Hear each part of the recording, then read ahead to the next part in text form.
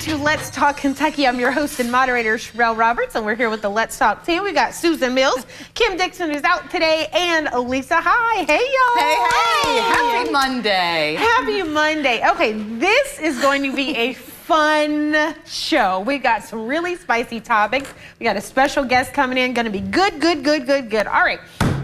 So let's get to talk of the town. Jack Goose Givens, one of the greatest players in the history of the NCAA and University of Kentucky men's basketball. He's got a new book coming out. It's called They Call Me Goose, My Life in Kentucky Basketball and Beyond. So in the book, he chronicles his early years growing up in Lexington and his success with UK men's basketball and his time with the NBA, the Atlanta Hawks, and the Japan Basketball Association. I didn't know he played in Japan. I didn't either. He also talks about being a TV analyst. So this is like the whole book. So he's going to be rolling this out at several kind of book signings throughout Central Kentucky. Very good. I love that. He has such a great story, and he is the sweetest man. He is so sweet. I've heard nothing but wonderful things about him. Yes, so and he's looking forward to it. gigantic. I have stood next to him a couple of times, and so, like, if you don't, I'm 5'2". I'm very small, and so it's always like, hi, how's it going? I actually saw somebody out and about this weekend. I was getting a burger, and they were like, aren't you Sherelle? And I was like, it's me. They were like, you're so little. And I was like, I know I'm short. And they were like, yeah, me and my husband love watching you guys. So it's really sweet. You're just little. You're so tiny. I know, we're all short, but I'm the shortest. It's You got me else. beat by an inch. I think you are the shortest. Yes. Yeah. I didn't eat my broccoli. You know those formative years when you needed to eat your broccoli? Yeah. I just couldn't bring myself to it. And I think I could have been 5'3" if I would have eaten a few more vegetables. Okay. Yeah. Get you every time. It's a no. All right. I do reflect on this sometimes. Okay. So a Bowling Green man and his wife are celebrating after finding a misplaced Powerball ticket that was worth $50,000. So this guy, yes. So here they are, they're smiling now, but they weren't smiling. So this guy, you know, he regularly buys little tickets, and come to find out, well, he had a winner, but he left it in his work car. Oh. And you know, it's like one of those pool cars that everybody drives. Oh. So he thought he had lost it, and then one day he ended up back in the pool car, and there it was. Oh. So he already knew it was a winning ticket. I guess and somehow then lost it he in knew. there. I think he might have played the same numbers or something like that. Gotcha. You know? I was gonna say I'd be gluing that ticket to my body somehow. Oh my gosh. I can't believe that he was able to find that. Like, you know, that it didn't end up. I mean, because we have those type of cars here at the station. Everybody just hops in whenever, you know, they need the car and grab the keys and go. And so, not that I would have thought somebody would have stolen it, but I would have thought somebody would have just grabbed it as trash and thrown it out. You know what I mean? Yeah. Oh my gosh. 100%, because it's like, well, we got some old Chick-fil-A wrappers in here and old lottery ticket. Let's Yeah. go. Just throw it away. So yeah, that was definitely meant for he and his wife, and so he had been freaking out about it. She was kind of looking at him like, I know you didn't lose it. You know what I mean? She was gonna be throwing that up for years. Yeah, she was. Exactly. Like, remember that time we could have been at 50,000 there, but you lost the ticket? Like, He'll never live that one down. so thank goodness for the sake of their marriage. Yes. Saved a marriage. They can go on a nice honeymoon or something. Yeah. I mean, little that's not a vacation. bad chunk of change. You know what I Right. mean? Like, after they take out the taxes, that's still what, about $20,000, maybe $30,000. Yeah, about 30. I could do a lot with that. Yeah, me too. I could do a lot with that kind of money. Okay, then finally, speaking about a little change, AT&T. You remember last week they had a total system meltdown, and for folks who had AT&T, we couldn't get any calls out, could barely get texts, we didn't have any internet. It was like the Stone Age. Well, anyway, AT&T is saying it's going to give a $5 credit to customers who were affected by last week's nationwide outage. And some people are like, yeah, $5. And some people are like, I need more compensation for my time in trouble. What do y'all think about this?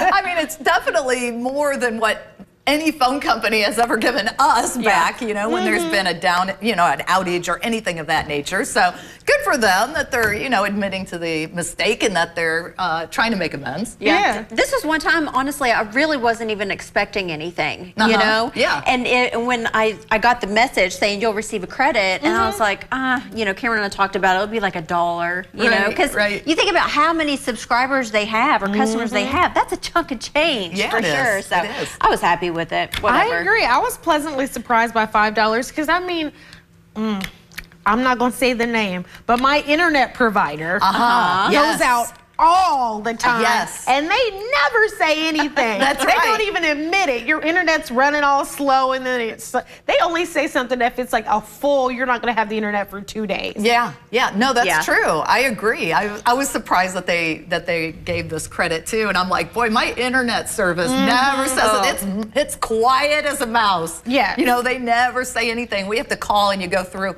you know, 20 minutes of voicemail, you know, or these recordings before you finally get in there, and it's just not even worth your time. So we've gotten accustomed to just not even expecting anything from it. So I guess shout out to AT&T. And it's not like we're going to get the $5 back, but it's going to be off the bill. So you know, that's won't even buy you a value meal anymore, but I know that's I was about to say I could buy some chicken nuggets, but it's not even enough for that. Whatever. A gallon of milk. That's about right. Glass of water. Not the organic kind. But no, you're right. No, that's way too much. Well, we'll take what we can get. All right, everybody, stay with us. Coming up after the break, should we let kids cuss? Let's talk about it.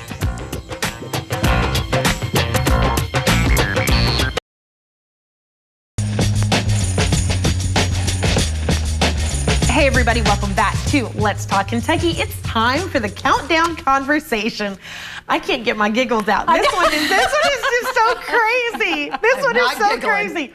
Okay, first up, cussing kids. So there is a new challenge on the internet where parents are taking their kids into the bathroom, setting up a camera, and saying, all right, now when I leave, you can say as many cuss words as you need, get them all out, and then I'll come back. And so the parents do it, and these kids have been going in. Let's take a look at a video example.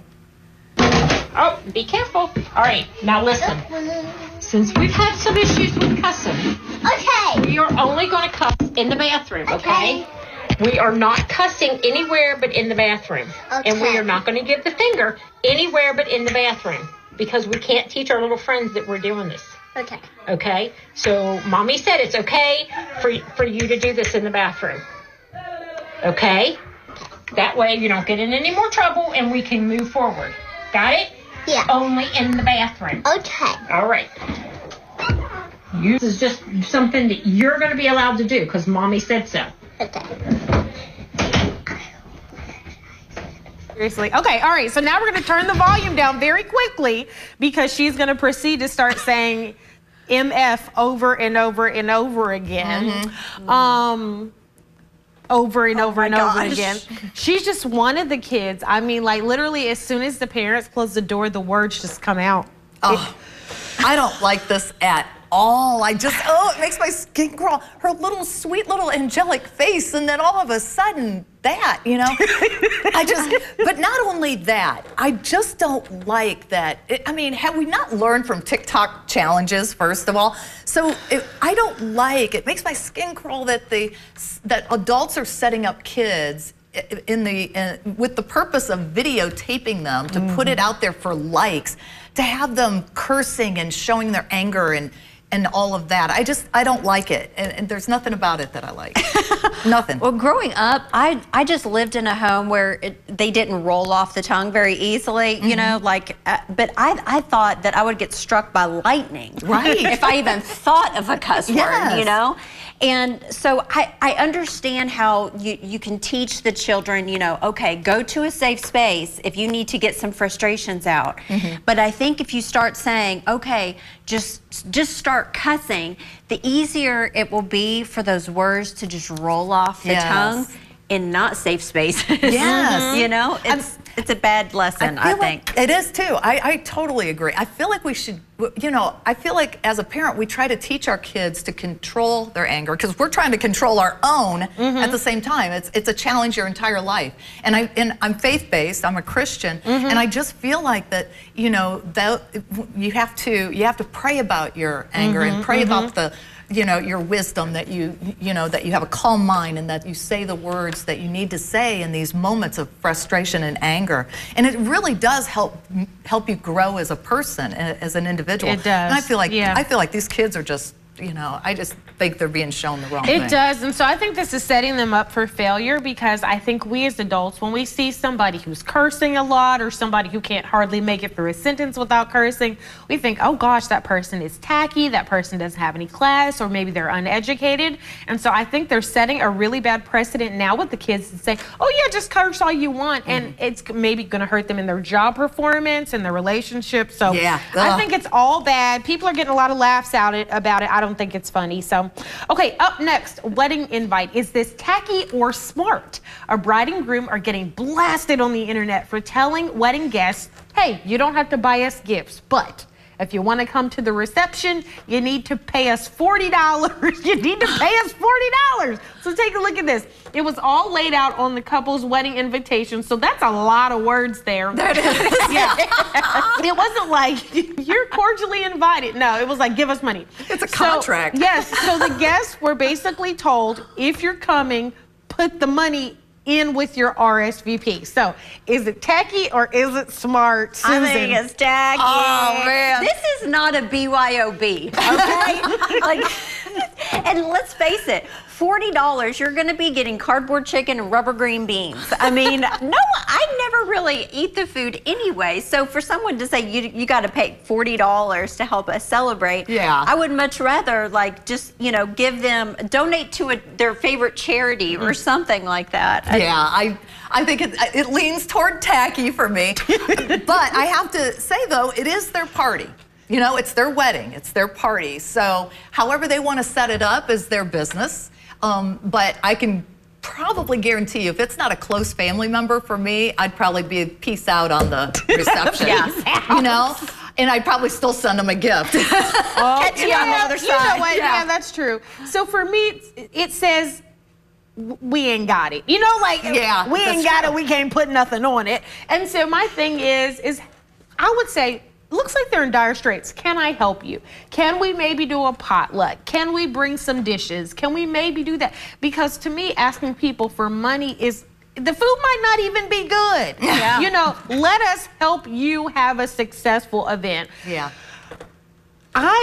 The internet went in on these people, like yelling at them and yapping, and I agree, Lisa, it is their event. But I just think there's a certain level of decorum that's expected. Yeah. Even if all we have is, and I've been to a wedding like this, some finger sandwiches and some lemonade. Yeah. Yeah. At barbecue. least there's something. Yeah. Well, you know, and real quickly too, I think that with the party itself, you know, if you're going to send out those RSVPs or whatever, you know, just say in lieu of gifts, you know, monetary gifts would be much appreciated. Yes. You know, something of that nature, instead of, you know, to come to our reception, you have to pay this amount of money. Yeah, it's a lot. Just have the wedding skip the reception. We had Chick-fil-A at ours. Yes, you did. You did. All right, everybody, stay with us. Coming up after the break, Cameron Mills joins us by phone to talk about court storming.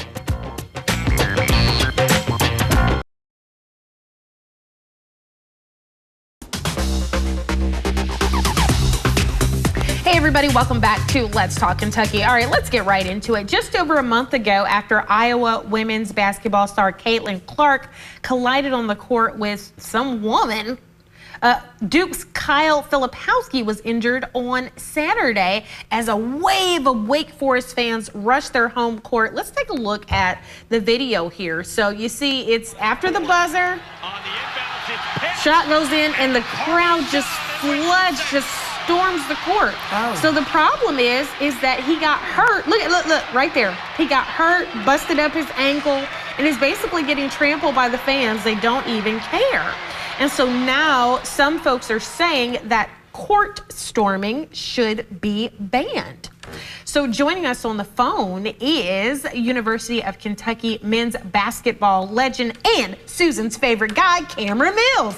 Hello, Cameron. Hey guys, how are you? Well, we're good. We're really glad that you're joining us on the phone. So we've got a couple questions for you. Do you think that court storming, like we just saw in this video, should be banned? Well, the reality is, Sherelle, it actually already is banned. Most conferences, and by the way, just a conference issue, the NCAA apparently can't get involved. I don't really understand that. They tend to get involved in everything anyway, but they, for whatever reason, they can't get involved in this. This is left up to the conferences. And most conferences, especially the Big Five conferences, they have rules in place that do a variety of things. Either the SEC being the strongest, it's like the home team storms the court, it's a $100,000 fine. You has to write a $100,000 check to the University of Kentucky athletics because they stormed on us a couple weeks ago. If you do it twice in the same year, it goes up to $250,000 fine. And if you do it 3 times in the same year, it's a $500,000 fine, and it continues to be a $500,000 fine. Then you've got some conferences that have, I think, the Big East, or it's like a $5,000 fine. And then you've got some conferences that it is in the rules, that it is discouraged, it's not to happen. And basically, I think it's the Big 12 or the Big 10, one of the two. It's basically a stern warning from, you get a letter from the conference president or something. I mean, so it's kind of, I mean, it's done, but it's not done strong enough. So it sounds like the rules are all over the place. So Cam, I know that you've talked about, being on the court and it being stormed. Can you share from a player's perspective what that feels like? Yeah, back in 1997, we were down in Columbia, South Carolina, playing the Gamecocks, and they were ranked number 19. We were ranked number 3. They beat us in overtime, and I don't think we expected it because it wasn't as popular back then as it is today. Today it's more about, the kids wanting to get on the court with their phones and videoing it. But it was terrifying because these people that had been yelling at us, not very kind things, I don't know that, well, some of them were kind of threatening, but they'd been yelling at us the whole game. And all of a sudden when they won, here comes what appeared to be 500 to 1,000 students or people just out of everywhere in the stands, and we're standing there. And so they start kind of bumping into us, so we start bumping back just so we can get off the court. And this has happened so many times recently. You can go all the way back to 2004. People are getting hurt. Students are getting hurt. Players are getting hurt. That's what's happened twice this year, actually more than that. And it's just one of these things where I don't understand why there isn't an effort to do something more about it. Because there is an answer, but no one wants to talk about that, which is if you storm your court, you automatically lose the game that you just won. You forfeit it. And if you do that, guess what? Those students are not going to storm the court because the court that they're going out to celebrate, it's just been taken away from you because you've done that. Exactly. Cameron, you had mentioned that it's the conference that makes the decision on the penalties. Do you think the NCAA needs to take ownership of this and crack down and do that type of a ban, like you forfeit the game? Do you think that they need to take control of the entire country on this? Well, from what I've been told, Lisa, they can't. And again, like I said earlier, I don't understand that. But I've been told by a couple of people that have been covering actually college basketball for years, that this is not, the NCAA won't get involved. They leave this up to the conferences. The problem is that the conferences are all over the place. And the real problem is that on some level, the conferences don't want it to happen. The ADs don't necessarily want it to be, banned. They hate it and they love it because it's a good show. It's exciting. It's fun. The problem is you've got student athletes that everyone says their safety is our number one priority. And you've got, again, just a horde of people running at them out of control. And, they haven't done anything. The SEC has stepped up their fines. They got what I mentioned earlier. But I don't even know if money's going to do anything. I mean, because, again, LSU, their athletic budget is $200,000, $200 million a year. And so a $100,000 check to us, that's a pocket change. That's nothing. Yeah. You have to vastly increase it. So, Karen, thank you so much for joining us today because you have been there and it's a really great perspective. I really hope that they do something about this because if kids are getting hurt, at the end of the day, we don't want that happening. Thank you so much for joining us. We appreciate it. You're welcome. Thanks, guys. All right, everybody, stay with us. Coming up after the break, we highlight our woman worth talking about.